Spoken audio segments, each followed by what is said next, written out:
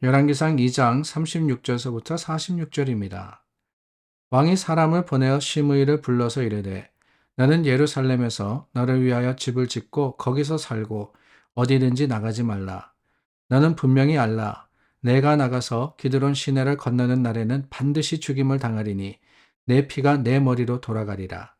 시므이가 왕께 대답하되 이 말씀이 좋사오니 내 주 왕의 말씀대로 종이 그리 하겠나이다 하고 이에 날이 오래도록 예루살렘에 머무니라. 3년 후에 시므이의 두 종이 가드왕 마아가의 아들 아기스에게로 도망하여 간지라. 어떤 사람이 시므이에게 말하여 이르되 당신의 종이 가드에 있나이다. 시므이가 그 종을 찾으려고 일어나 그의 나귀의 안장을 지우고 가드로 가서 아기스에게 나아가 그의 종을 가드에서 데려왔더니 시므이가 예루살렘에서부터 가드에 갔다가 돌아온 일을 어떤 사람이 솔로몬에게 말한지라. 왕이 사람을 보내어 시므이를 불러서 이르되 내가 너에게 여호와를 두고 맹세하게 하고 경고하여 이르기를 너는 분명히 알라. 내가 밖으로 나가서 어디든지 가는 날에는 죽임을 당하리라 하지 아니하였느냐. 너도 내게 말하기를 내가 들은 말씀이 좋으니이다 하였거늘 내가 어찌하여 여호와를 두고 한 맹세와 내가 내게 이른 명령을 지키지 아니하였느냐. 왕이 또 시므에게 이르되 내가 내 마음으로 아는 모든 악 곧 내 아버지에게 행한 바를 내가 스스로 아노니 여호와께서 내 악을 내 머리로 돌려보내시리라. 그러나 솔로몬 왕은 복을 받고 다윗의 왕에는 영원히 여호와 앞에서 경고히 서리라 하고 여호야다의 아들 브나에게 명령하매 그가 나가서 시므이를 치니 그가 죽은지라. 이에 나라가 솔로몬의 손에 경고하여지니라. 오늘 본문에 보면은 시므이라는 사람이 나옵니다. 시므이 우리가 지난 며칠 동안 또 이 사람의 이름에 대해서 익숙하게 들었는데 도대체 누구냐, 누구기에 다윗이 유언을 남기면서 시므이도 처형해라 라고 했을까?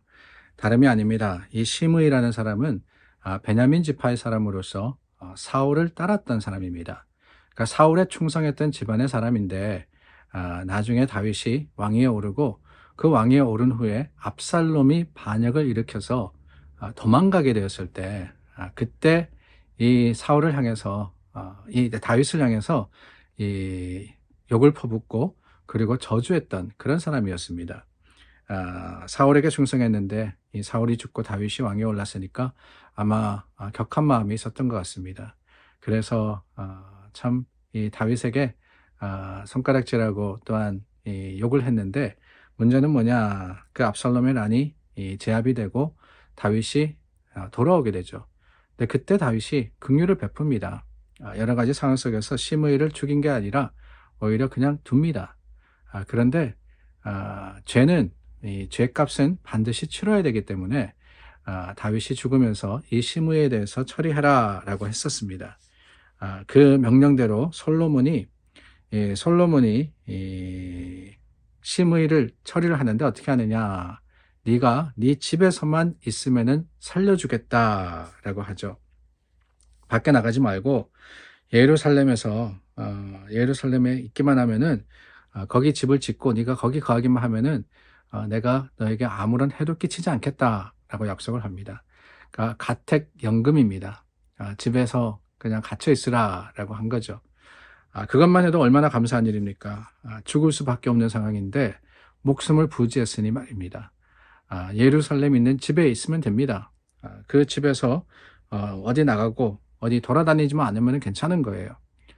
그래서 그 감사한 마음이었는지 아니면 다행이다라고 생각을 했는지 시므이가 어떻게 하느냐, 3년 동안 잘 그 명령을 지켰습니다.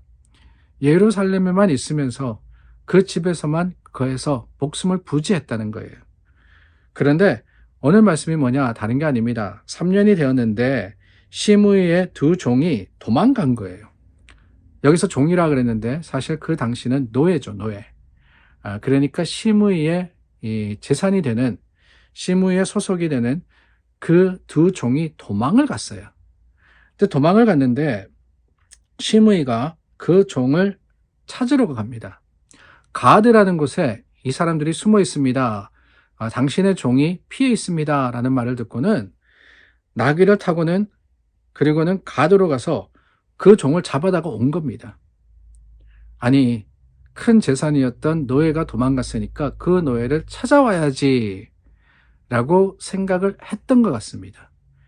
근데 문제는 뭐냐? 예루살렘에서 떠나지 마라 그랬는데 그 예루살렘 성을 나와서 가드까지 갔다가 돌아온 거예요. 그 소식을 솔로몬이 듣지 않았겠습니까? 당연히 들었죠. 당연히 들었을 때 어떻게 하느냐? 네가 내 명령을 지키지 않았구나 라고 하며 그를 쳐 죽이라고 명령했던 거예요. 자, 여러분, 어떻게 보면 좀 황당한 이야기입니다. 시므이가 그래도 솔로몬의 은혜를 입어서 목숨을 부지했는데 노예 둘을 잃지 않기 위해서 자기 목숨을 버린 겁니다. 그러니까 재산을 잃지 않으려고 재산 대신 뭘 내놨느냐? 목숨을 내놨다라는 거예요. 이해가 되십니까? 아니, 어떻게 목숨보다 재산이 더 중요하냐? 당연히 그렇게 생각을 합니다. 그게 맞습니다. 목숨이라는 것이 가장 중요한 일이기 때문에 아니 도망가든 뭘 하든 분명히 왕의 명령대로 이 집을 떠나면은 내가 죽기 때문에 이 집에 내가 반드시 있어야 된다. 그러는 게 당연한 거 아니겠어요? 근데 어느 순간에 3년이라는 시간이 지나서 그런지도 모르겠습니다. 이 시므이가 그 명령을 잃어버린 종을 찾으러 갔다. 어떻게 보면은 참 이해가 되지 않는 이야기지만 또 어떻게 보면은 우리도 그런 것 같아서 조심스럽고 또한 말씀 앞에 두려움을 금할 수가 없습니다. 문제는 이 시간이라는 것을 우리가 보게 됩니다. 3년이라 그랬죠. 3년. 짧은 시간이 아닙니다. 3년 동안 집안에 있었으니까 얼마나 답답했겠어요. 시간이 어느 정도 지나면서 이제는 괜찮겠지라고 여겼을 겁니다.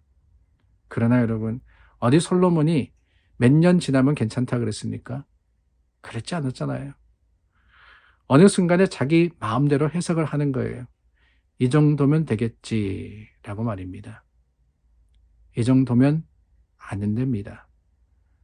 하나님의 말씀은 내 생각대로 가감할 수 있는 것이 아니에요. 내가 판단해서 이거는 맞고 저거는 아니지. 이거는 내가 용납할 수 있고 받아들일 수 있지만 저거는 도무지 이해하지도 그리고 내가 수용하지도 못해 할 수 있는 게 아니라는 거예요.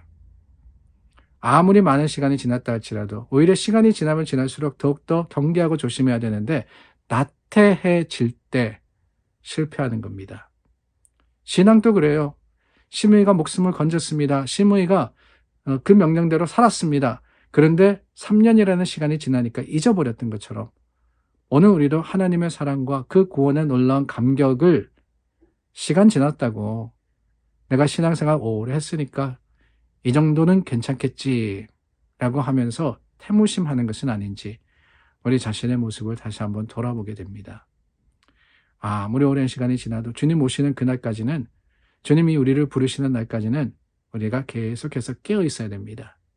그 깨어 있어야 한다라는 사실을 먼저 기억하기를 원하고 두 번째는 뭐가 중요하냐 그런 이야기 하죠. 무엇이 중요한디 말씀드리잖아요. 무엇이 중요하냐 내 인생에 있어서 가장 중요한 것은 주님의 주시는 생명입니다. 영생이에요. 영생. 그 영생을 누리기 위해서 오늘 우리가 살아가고 있다라는 사실을 기억할 때 내가 누리는 어떤 부귀영화나 내 만족이 아니라 하나님의 뜻과 하나님의 계획을 위해서 살아가는 저와 여러분들이 될 수 있기를 간절히 소망합니다. 기도하겠습니다. 좋으신 하나님, 시므이의 사건이 우리에게 교훈이 되어서 우리 자신을 주님 앞에 다시 한번 경계하여서 드립니다. 주님 오시는 날까지 우리가 깨어서 주님 뜻대로 행하기를 용기 있게 하시고 또한 그것으로 하나님께 영광 돌리는 믿음의 사람 되게 하여 주시옵소서. 예수님 이름으로 기도드립니다. 아멘. 오늘도 우리 주님 앞에 섰습니다. 하나님의 거룩하심을 기억하며 주님 앞에 오늘 믿음으로 살아가는 우리 모두가 될 수 있기 바랍니다.